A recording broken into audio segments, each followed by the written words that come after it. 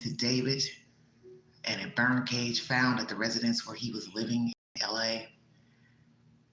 Dirty daycare in NYC closed indefinitely due to alleged abuse of children, and someone putting a cleaning solution in a water pitcher given to the children.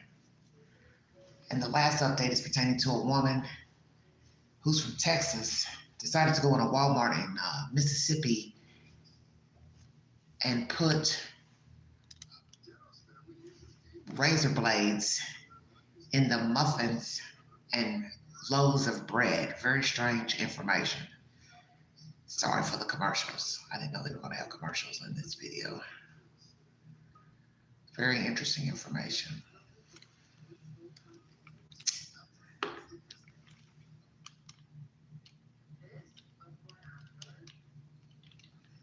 All right, everybody. Hello, everyone. Thank you for joining me. I did not know these were going to have commercials. I thought this was going to be a video with straight content in it.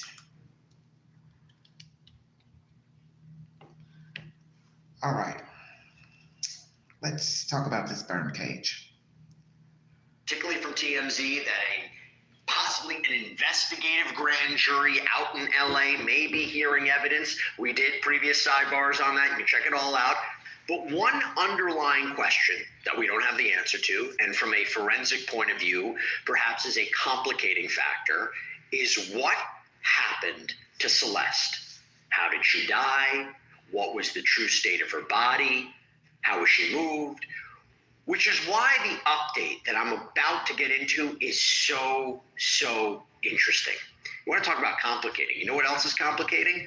The fact that the cause and manner of death hasn't been released, and that the details from the medical examiner's office have been sealed by court order. You know, according to a release from the medical examiner's office, it said at 10:54 a.m. on Friday, November 21st, the County of Los Angeles Department of Medical Examiner received a court order initiated by the Los Angeles Police Department to place a security hold on medical examiner case number 2025-14252 Celeste Rivas Hernandez. No records or details associated with the case, including the cause and manner of death and medical examiner report, can be released or posted on the website until further notice. And then you have the Robbery Homicide Division that released a statement not only addressing this, but also addressing the media reporting that Celeste was decapitated and that her body was either entirely or partially frozen. Now, this is based primarily on reporting from TMZ.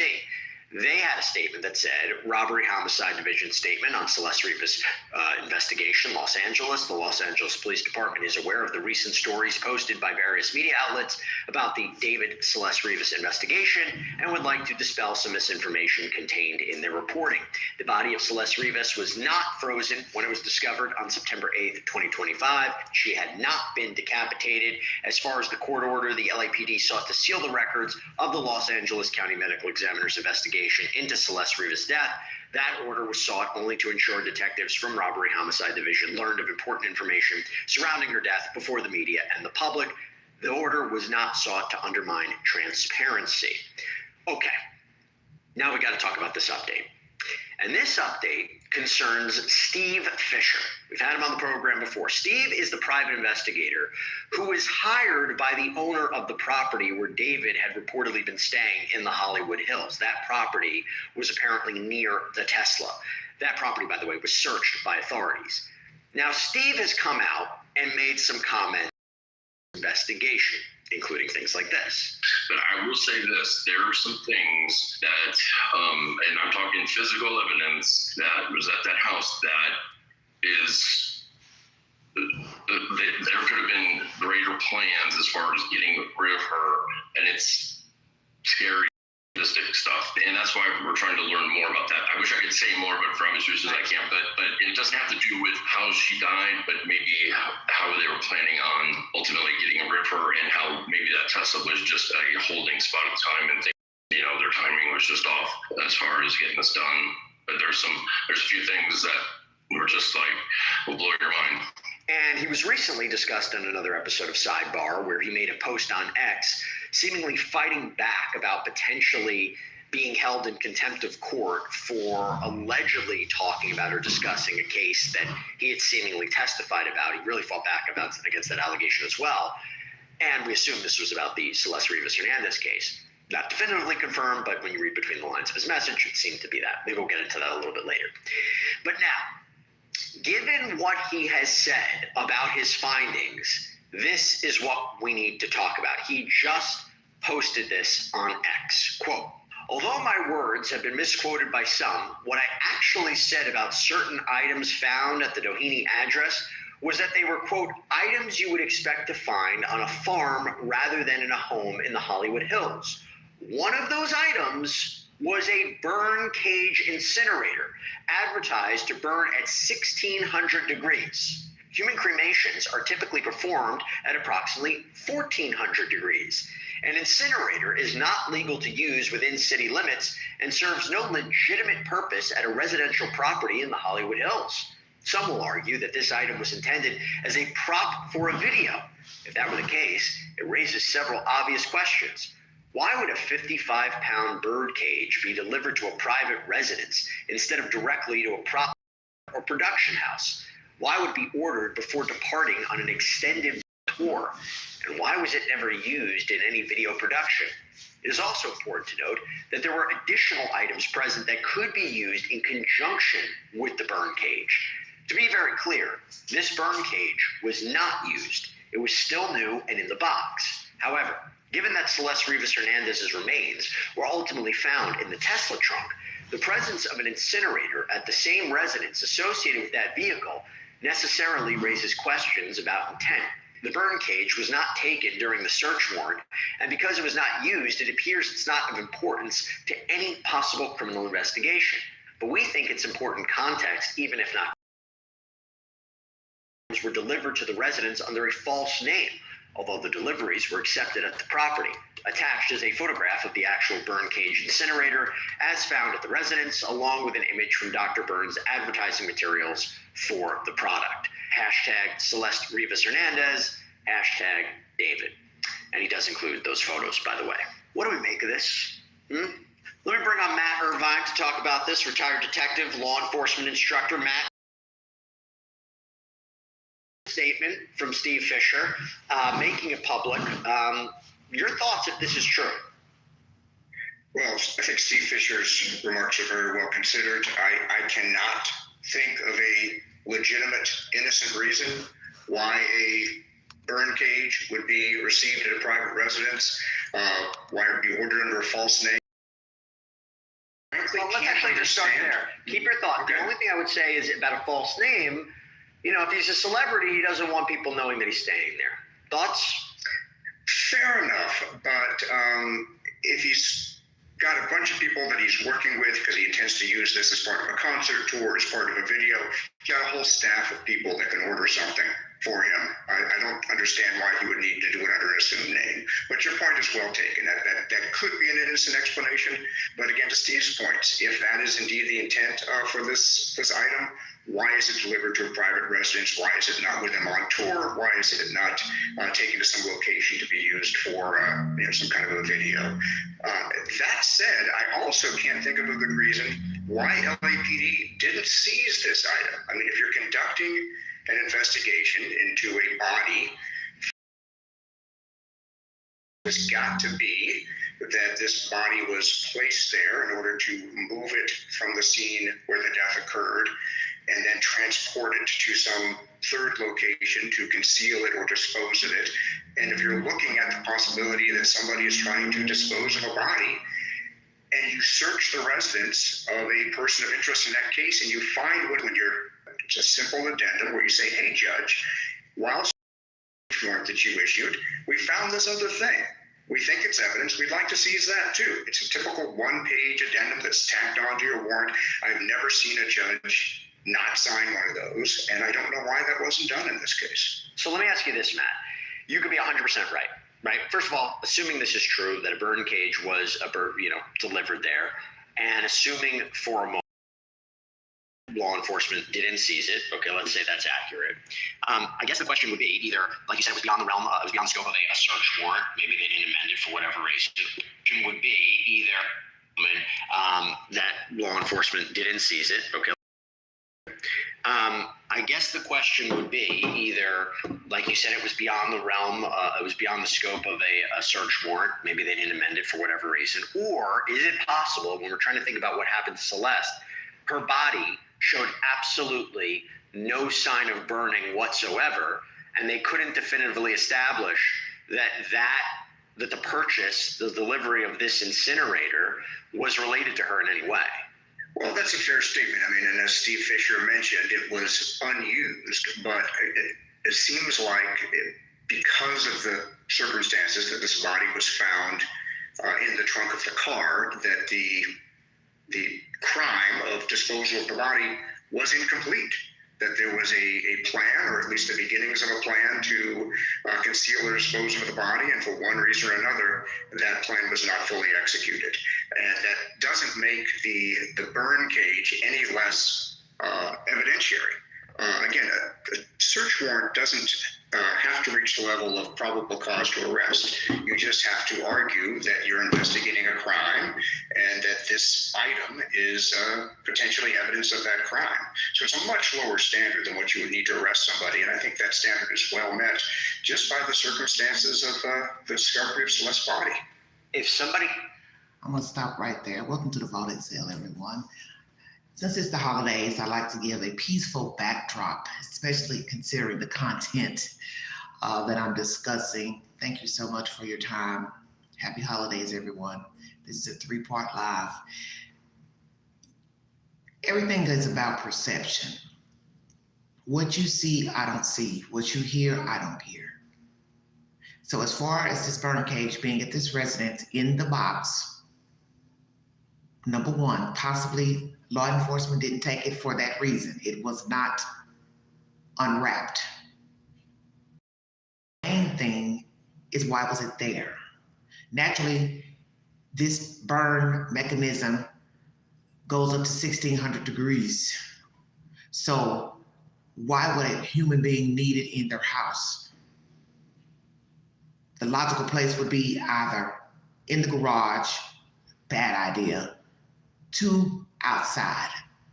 If you're going to be burning outside, and specifically a human being, that would not be a good idea. Because as most of you know, the body is going to smell. It's going to be a salacious odor, along with burning of hair, flesh. And from what I have heard from detectives who have covered crime scenes, it is not a nice smell odor. So you should know, if somebody called about the car being parked around the corner, somebody would most definitely call about something burning in the air, and somebody would probably go walk to try to find where the smoke is coming from, and they would eventually call 911 to say, someone is burning something and it smells really, really bad. You see, the thing about crime is that people do not think. That's why I said this was a rush job to put Celeste Rivas inside of that Tesla. Someone moved it around that corner. It was all a rush job. I don't know when he got his itinerary for the tour, but I think maybe it was last minute and he had to decide what to do with this girl's body. I do not know when she was unalive. I don't know the method of how she was unalive, but I believe David had to rush to get her somewhere, which will leave one to wonder, once again, when was she unalive and why didn't he dispose of her body somewhere outside of his address, particularly not in his damn car. He has been linked to this girl. He's been on live streams with this girl. Her family says she had a friend named David, boyfriend named David. He is also seen on video near her house, obviously waiting for her or picking her up, dropping her off, whichsoever. It's going to be very hard to say, I didn't know this chick. I don't know why she's in my Tesla. And I had no idea this evidentiary material that Mr. Fisher was speaking of would be a burn cage. I thought it was some other type of mechanism. So he is right. You really have no reason for a burn cage. You're not cooking a turkey. They have grills for turkeys and they have deep fryers for turkeys. So what would you need a burn cage for? If we're going to say, oh, he didn't want anyone to know who he was, well, I didn't even know who he was. So that means he's not that important for him to use a false name or whomever ordered the burn cage. Most people don't even know who David is even now with this case. We're not talking about,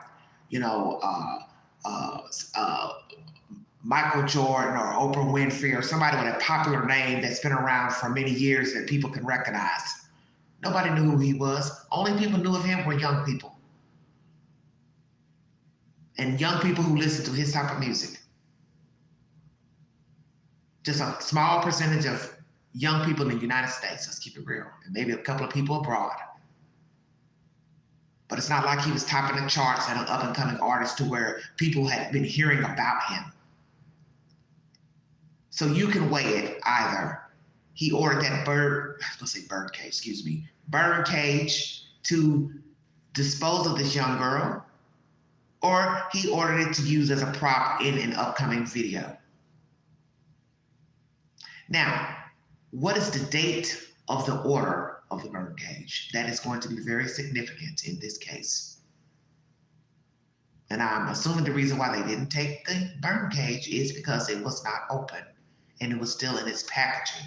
Well, let's ask this question. Where is the burn cage now? Who has it? The owner of the house? David? Did he go back to get it? Because obviously Mr. Fisher took pictures of it in the box. This is diabolical.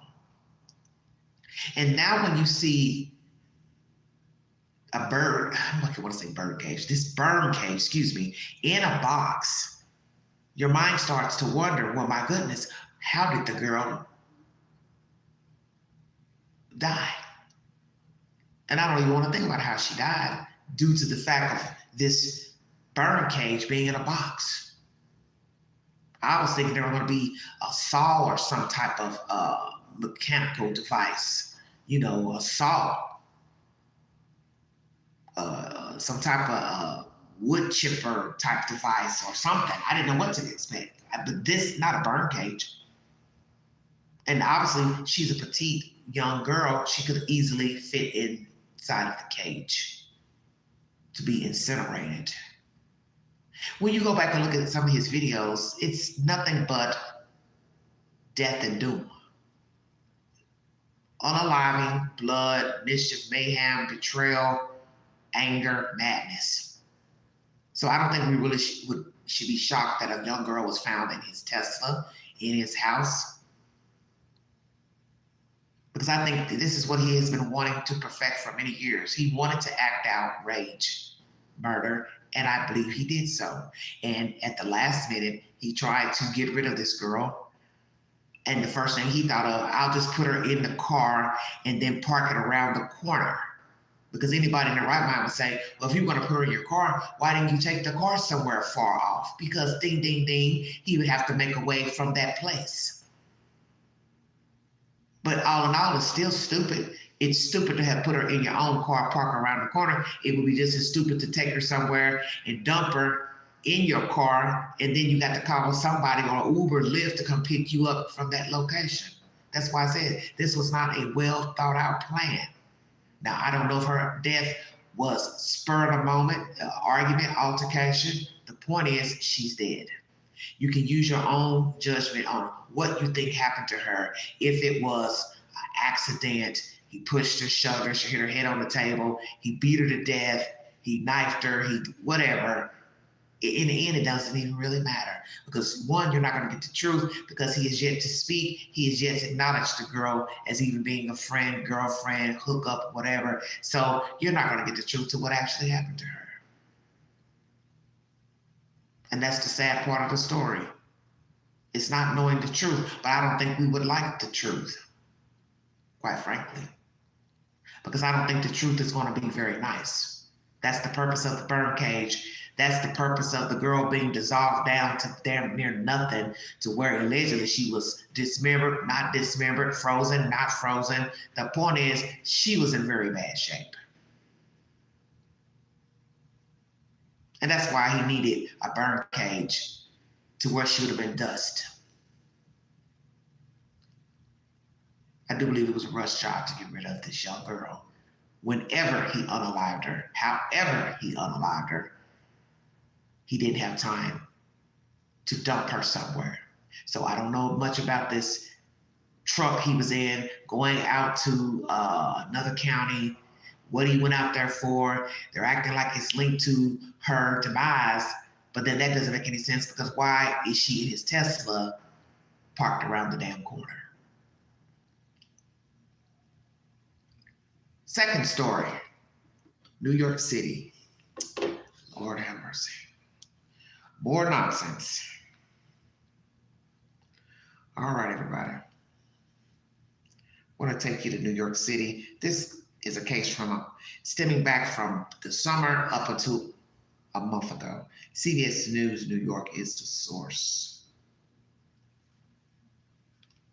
3-part live. Thank you for joining me. Hope you're enjoying the fireplace. After a series of incidents at a Manhattan daycare center, CBS News New York Investigates first told you about this child abuse allegation at the Bright Horizons Columbus Circle Daycare Center over the summer. Now investigative reporter Tim McNicholas has found an employee put a cleaning solution containing bleach in a classroom water pitcher. The company says it was a mistake, but parents are still livid.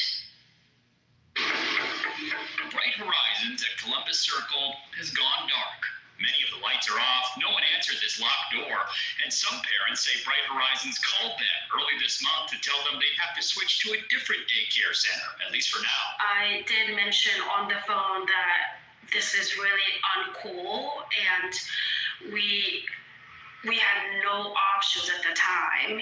One mom, who asked us to hide her face and name to protect her daughter's identity, says Bright Horizons made no mention of any specific incident in that call. Did they say why? Her response is that they were dedicated to providing quality care for all our families and that they weren't able to provide that anymore. But CBS News New York has learned that just days earlier, a staff member put a cleaning solution in a water pitcher, which was then served to kids during snack time.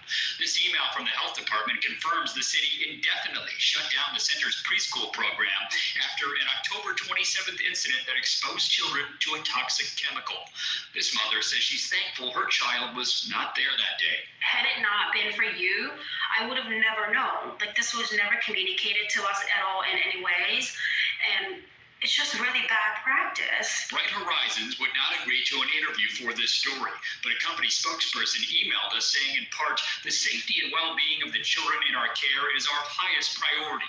And unfortunately, the staff member had mistakenly filled the pitcher from a dispenser which contained a diluted cleaning solution prepared daily for sanitizing toys.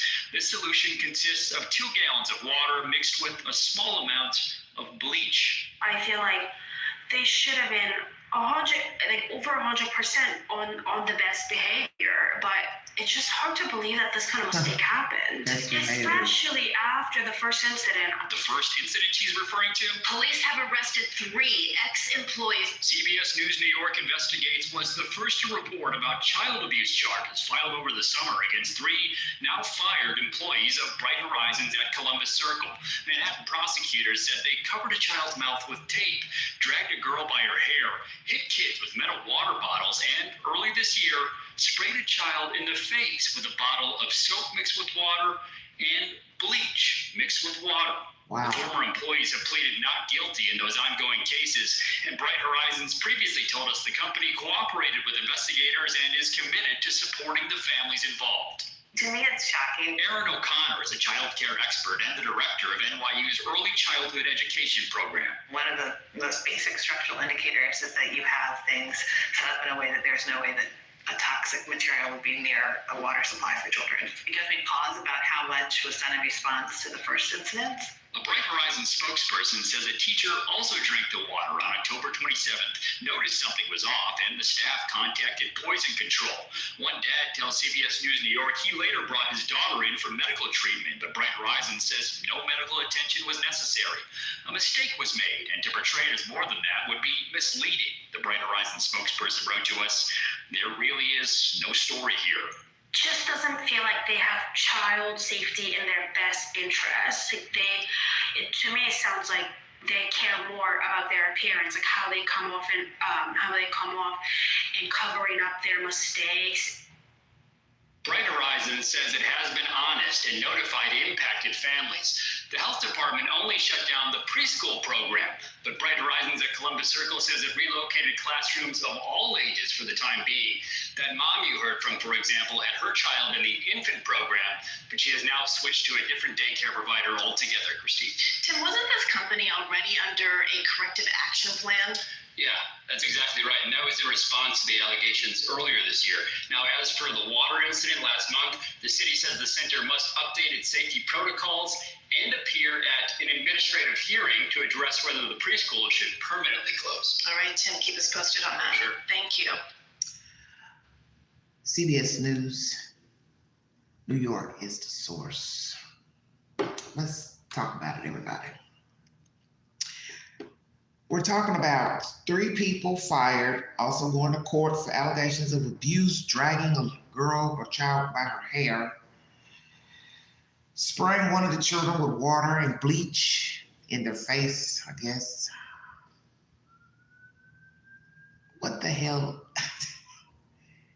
And you couldn't get it right after that. That was back in the summer of this year. Now you fast forward here, what, November or so? And somebody decides to take cleaning solution by mistake. They made sure to put that in quotations, mistakenly. Put a cleaning solution diluted with water, bleach, into a pitcher and served it to children, and also a teacher drank it. Explain to the Queen, since this is not a story, there's no story here. Oh, there's a story here because Queen's talking about it. So it's a damn story, all right. And CBS News is talking about it, so it's a story. You can smell bleach, number 1. You can smell a cleaning agent, number 2. So why would you need to take the solution from one bottle to put in a pitcher to clean toys? Most solutions come in a spray bottle unless they're in a jug, which means it's a lot of a product, and you put it in a bigger jug. And then you take it and put it in a smaller spray bottle, perhaps a clear bottle, and then you mark it if you have any sense, and you put the name of the product, bleach, bleach and water, bleach and joy, whichsoever. And as they say, you put it up away from a water dispenser. Help me understand. Are we going to find out the person who did this deliberately because the other people were fired? They liked those people that were fired, and perhaps they were just angry and wanted to get revenge at the fact that their friends were arrested. I don't know. There's still something very odd with this because you all were supposed to be adhering to a protocol from the incident from the summer of those children being abused. So how do you now fast forward 5 months later to have a cleaning agent inside of a water pitcher? What need to move the product from one bottle to the next makes no sense to me. Now, I personally, when I decide to clean my restroom, I put a little bit of dish detergent in a clear water bottle, with a little bit of bleach and water. And it sits either beside the commode or under the sink. But I don't believe anyone going into that bathroom would assume they should drink out of it. Stay woke, everybody. Oh, I'm thirsty. Let me drink out of this bottle. Naturally, if you pull the top off, you're going to smell bleach and detergent inside of it. So I'm trying to understand pouring the solution into a pitcher, how you could not smell the cleaning solution. Because even if you have a lid to put on the pitcher, you've got to smell it when you're pouring it out of the bottle. Anybody paying attention? So when you open bottle A, you can smell the solution. When you pull the cap off, pouring it, you can smell the solution. Come on now. And somebody just picked up this pitcher, which means it had to be sitting with other pitchers and drinks to say, oh, this is water, or they put it in the refrigerator, because I don't understand why anybody would leave a pitcher of water out. Who wants to drink warm water? Anybody listening? I think somebody out there is listening, saying, yeah, Queen, this don't sound right. Nobody wants to drink warm water. Now, it's been said that you can drink warm water when taking your meds, but we're not talking about taking medicine. We're talking about giving water, and most people want it cold. Some want ice in it. So that means somebody deliberately poured that solution into a pitcher, and you had to put it in the refrigerator. I'm not a dodo bird. I don't know what this daycare is up to, but you all don't sound genuine to me, because the fact that you said there's no story here. Oh, there's a story here. That's why your damn doors are closed. And the fact that you rerouted the children, let's talk about that. You rerouted the children where? To where? Another facility under the same owner? I hope not. And then we have to pray that these people get some type of time in jail that abuse the children. Because I just read a crazy story this evening about a man who was on the run from Pennsylvania. They just found him here in Sevierville near the Queen, and he has abused children, SA children, and also had a previous case from, I think, 2016 of severely beating a 3-year-old. So now you have to count 16 plus 9 equals 25. Why is he free to be on the run after molesting children? Anybody listening? You all, you judges, you don't seem to like to give people a lot of time that mess with kids. The Harrow case is a prime example of why that baby Emmanuel is still missing, because you, judge, decided to let Mr. Harrow walk free after beating, brutalizing his baby girl who can't even see him walk today. Had you given him a significant amount of time, possibly baby Emmanuel would be alive today.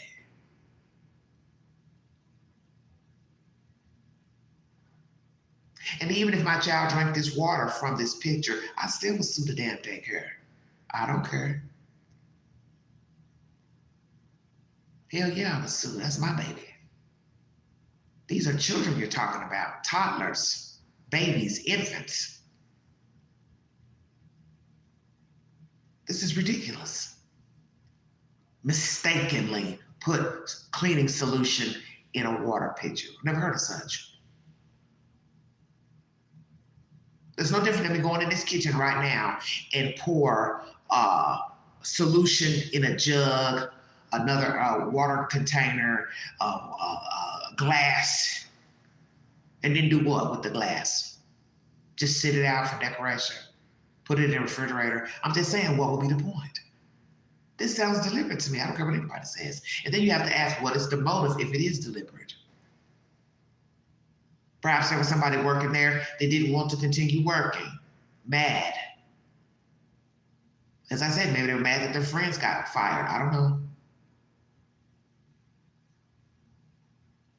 Maybe the owner or the manager did it. Short-handed, 3 people fired. They know that they're under scrutiny. Let's up the ante. Let's put some cleaning solution in a water pitcher. Poison the kids. Well, you should know that somebody's going to have to stand account for that. So it's even more stupid to do it. And frankly, I just don't see how you can mistakenly put bleach with water, cleaning solution into a water pitcher. I've never heard of such. I've been living 54 years and I have never thought to put a cleaning solution in a water pitcher. For what? Most people, when they clean, they use a spray bottle. Either a clear one or the bottle that the solution came in, or they put it in another spray bottle and put a mark on it, tape to show that it's a cleaning solution. This is BS to me.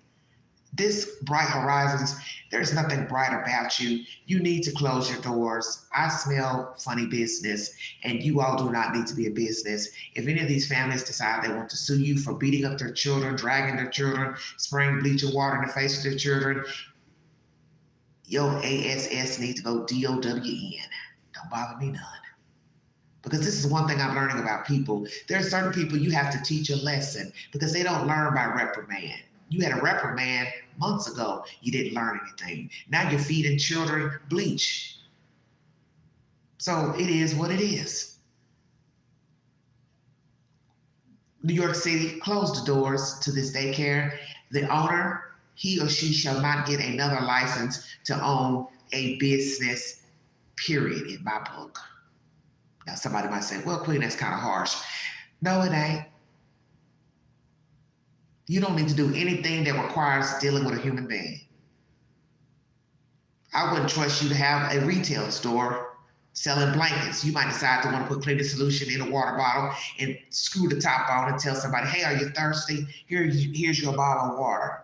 You see, we all take things for granted. Buying food, tainted food, poison food, toxic food, laced food, and that's going to be my next story. Number 3. Why would someone want to put razor blades inside of loaves of bread and muffins in area Walmarts in Mississippi? Well, that's my next story, everyone. Welcome to story number 3. I'm going to take you down to Biloxi, Mississippi. You have been listening to the Valdez Cell.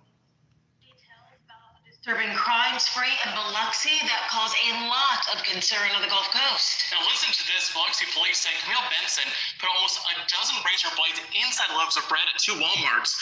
Benson is now facing attempted mayhem charges. Natalie Williamson is live in Biloxi tonight with the late details. That's right, Lenise and Cameron. Shortly after the photos were released, police got tips about who the woman was and where she was. And just hours ago, they tracked her down. Tonight, these terrifying images sending shockwaves across the Gulf Coast. Razor blades in loaves of bread. Investigators say 33-year-old Camille Benson placed multiple razors inside bread at 2 Walmarts. The Walmart Supercenter on CT Switzer and the neighborhood Walmart on Pass Road. Lieutenant Candace Young with Biloxi Police say this unusual crime spree started earlier this month on December 5th when a customer found a razor blade in a banana nut muffin. Store associates, combed through their merchandise. They couldn't find any other compromised items. Thought, hey, this is just an isolated event. However, it wasn't. 2 days later, a customer at the neighborhood Walmart found a razor in a loaf of bread. Young says police were not called until more than a week later, after someone else at the Supercenter found razor blades in a loaf of brioche bread. They did another sweep of their merchandise on display for sale and found multiple loaves of bread that were compromised with razor blades. They also, at that time, found a muffin that had a fish hook in it. Somebody had poked those items through the plastic packaging. Biloxi police releasing these surveillance photos of Benson early Tuesday, and just hours after they were released, investigators say someone spotted Benson here on Division Street, leading to her arrest. One resident in Biloxi who didn't want to go on camera is wondering what everyone else is. Why would someone do this? The fact that you even thought about doing that is just insane to me. We received a statement from Walmart this afternoon. It reads in part, quote, "The health and safety of our customers is always a top priority. We have removed and thoroughly inspected all potentially affected products at impacted stores in Biloxi. We appreciate law enforcement for their swift action and will continue cooperating with them as they investigate." Benson's bond has been set at $100,000. Live in Biloxi, Natalie Williamson, Fox 10 News. More first. Fox 10 News is the source. Weigh in, everybody. I got a few of you viewing. Give me your comments. Give me your commentary. Camille, what is your problem? You're just walking around different Walmarts down there in Mississippi, bored out of your damn mind, putting razor blades in muffins and loaves of bread. What in the F is wrong with you? Have the Queen understand what the hell is your problem. You're too old for this nonsense. Damn too old. 33 years old. 33 years of age? What is your problem? You mad, angry, depressed, psychopath? What are we talking about? Schizophrenia? Does this woman have mental problems? Number one. Is this her only incident of tampering with food, products, drinks in a store? What else are we going to learn about this Camille Benson? $100,000 bond. Yes. Yes. You need some pocket change, homegirl, to get your ass out of jail. Is she a mother? Does she have children? Once again, does she have mental problems? Well, many people are going to say you're mental anyway to tamper with food and drink inside of a public venue. Then they'll say you're mental if you do it to people at your job, people in your home, your neighbors. Mad at your neighbor? We've heard of people doing this, have we not? Giving dogs tainted food, throwing tainted meat over the fence because the dog keeps barking, coming over to the neighbor's yard, using the restroom, roaming. Remember the case in Florida many moons ago where children and people kept going through the neighbor's yard? He got tired and decided to put a pack of Coke on the family's doorstep. Everybody got sick except for one of the relatives. Or I think one relative got really sick. Might have been the mother, if I'm not mistaken. She got very ill from drinking the Coca-Cola in the bottles. He dispensed a needle with some type of toxin inside of the Coca-Cola bottles. Very crafty, I must say. So we have this black lady here who has some type of malfunction, and she's just opening up packages. This is where I have a problem.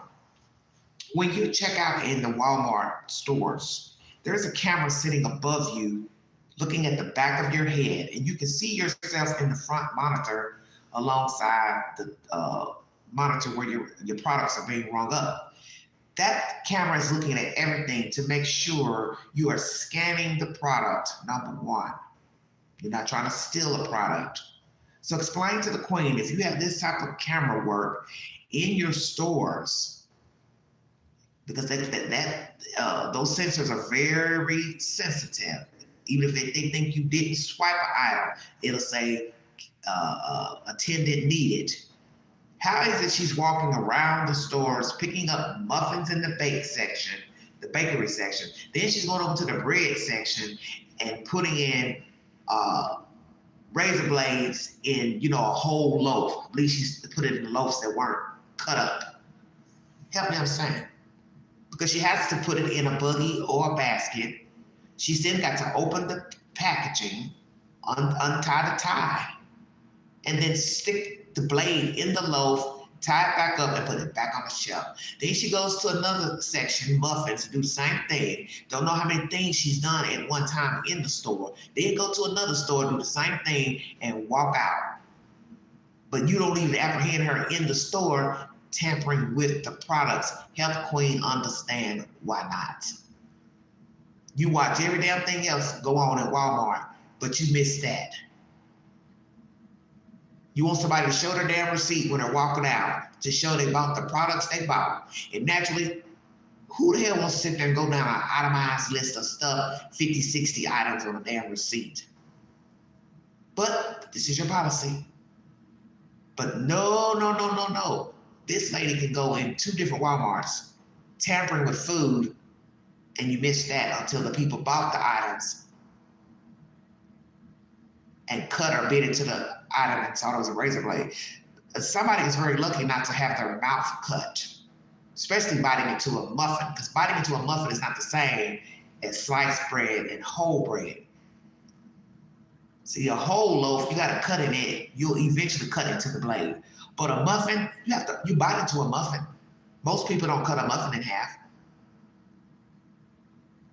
But somebody saw it, because probably it was a big slit in the muffin. How was she going to put it in there without slicing through the muffin? Checkmate. Now imagine somebody very hungry not paying attention. We have a sick world out here, sick people. And there was no reason for her to do this. Now, one could ask, did she ever work for Walmart? Did she ever take something back and they didn't want to return, exchange it, or a refund? Was somebody rude to her in the Walmart? Why did she go to these different Walmarts, putting razor blades in the loaves of bread and food? Muffins. I don't know. But she will have time to think about all of that when she goes to court. She's accused of causing mayhem. That's her charge. Now, they also mentioned a fishing hook put into an item. Did she do that? Or that's somebody else? Because we'd have to say somebody's very angry down there in Mississippi.